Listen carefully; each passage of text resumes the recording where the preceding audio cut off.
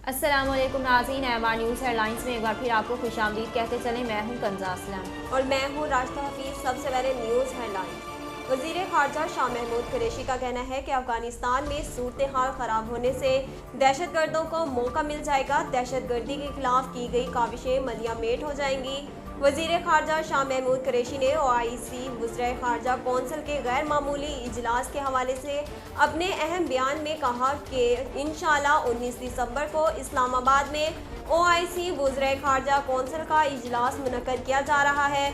इस इजलास का वाहिद एजेंडा अफगानिस्तान की सूरत हाल होगी। मैं आज दुनिया को पावर करवाना चाहता हूँ कि अगर अफगानिस्तान की सूरत हाल पर संजीदगी का मुजाहरा ना किया गया तो अफगानिस्तान में उभरता हुआ इंसानी बहरान संगीन सूरत हाल इख्तियार कर सकता है। वज़ीर तालीम पंजाब मुराद रास ने कहा है कि पंजाब की तारीख में पहली बार असातिज़ा की ट्रेनिंग का इनेकाद ऑनलाइन किया जा रहा है।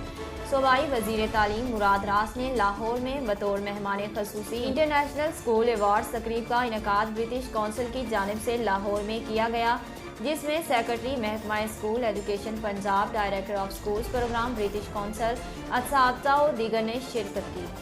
धुंध के बाइस फ़िज़ाई ऑपरेशन मुतासरा होने से कौमी एयरलाइन की जानिब से अहम बयान सामने आ गया। तफसीलात के मुताबिक धुंध की वजह से लाहौर एयरपोर्ट पर PIA की परवाज़ों की आमदरफ्त में ताख़ीर हो रही है। तर्जमान PIA का कहना है कि मौसम की वजह से परवाज़ों की मंजिल में तब्दीलियाँ भी की जा रही हैं। फवाद चौधरी ने कहा है कि आज SME पॉलिसी का ऐलान करने जा रहे हैं। वज़ीर इत्तलाआत व नशरियात फवाद चौधरी ने वज़ीर सन्नत व पैदावार खुसरू बख्तियार के हमरा न्यूज़ कॉन्फ्रेंस करते हुए कहा कि हम दरामदी मुईशत है और अब मुईशत को शिफ्ट किया जा रहा है।